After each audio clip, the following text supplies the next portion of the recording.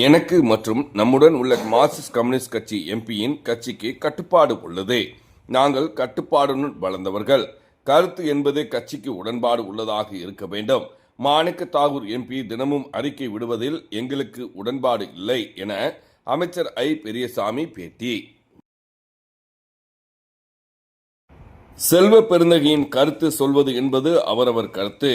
சேர்வது நல்லதுதான், யாருக்கும் ஆட்சேபனை இருக்காது.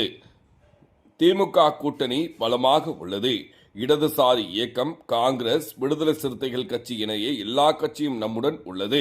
யார் கூட்டணிக்கு வந்தாலும் அவர்களை முதலமைச்சர் மு.க. ஸ்டாலின் மறுக்கப் போவதில்லை. வந்தால் நிச்சயமாக முதலமைச்சர் முடிவு செய்வார். திருமாவளவன், ராமதாஸ் இணைவது குறித்து செல்வ பெருந்தகை கருத்துக்கு அமைச்சர் ஐ. பெரியசாமி பேட்டி. மேலும் இது குறித்து அவர் கூறியதாவது: நிர்வாகத்துக்கு பேர் போன இயக்கம் திராவிட முன்னேற்ற கழகம். நிர்வாகத்திற்கு தமிழ்நாட்டிலே தலை சிறந்த நிர்வாகமும் மாநிலத்தினுடைய வளர்ச்சியிலும் முதன்மையான மாநிலமாக இருப்பது தமிழகம். இதை நாங்கள் சொல்லவில்லை, மோடியினுடைய அரசே ஒத்துக்கொண்டிருக்கிறது.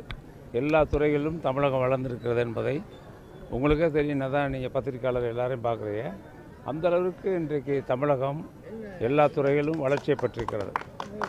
இப்போ குரூப் 2 தேர்வில் ஏதோ ஒரு காரணத்தை எனக்கு தெரியாது. காலையிலேருந்து நான் சுற்றுப்பயணத்தில் இருக்கேன், எனக்கு தெரியல. நான் இப்போ 5:45 தான் வந்தேன். ஆக மொத்தம் அங்கே இருக்கக்கூடிய தேர்வாணையத்திற்குன்னு ஒரு தலைவர் இருக்கார். அவங்க ஒரு தன்னாட்சி நிறுவனம் மாதிரி செயல்படுறாங்க.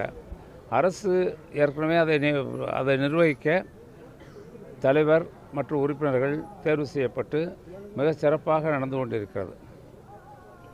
என்ன காரணத்தினால் என்பதை தெரிந்தால் நான் சொல்லலாம்.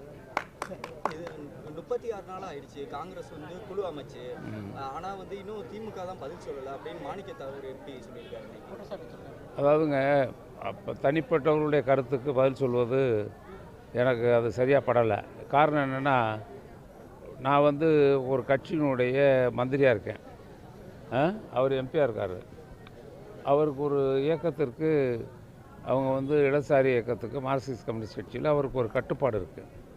நாங்கள்லாம் கட்டுப்பாடோடு வளர்ந்தவர்கள். கருத்து கட்சிக்கு உடன்பாடு உள்ளதாக இருக்க வேண்டும். அவர் ஒரு அறிக்கை கொடுப்பது அது எங்களுக்கு அதில் உடன்பாடு இல்லை. அந்த இயக்கத்தினுடைய தலைவர்கள் சொன்னால் அதற்கு நாங்கள் பதில் சொல்லலாம். அதில் அரசுக்கு அதிக வருவாய் நீங்கள் அதிகமாக கடன் வாங்குறதா இபிஎஸ் சொல்லியிருக்காரு தஞ்சாவூரில். நான் என்ன கேட்குறேன், கடன் நீங்கள் உங்களுக்கு தெரியாத விஷயம் இல்லை. ஏற்கனவே கடந்த காலங்களில்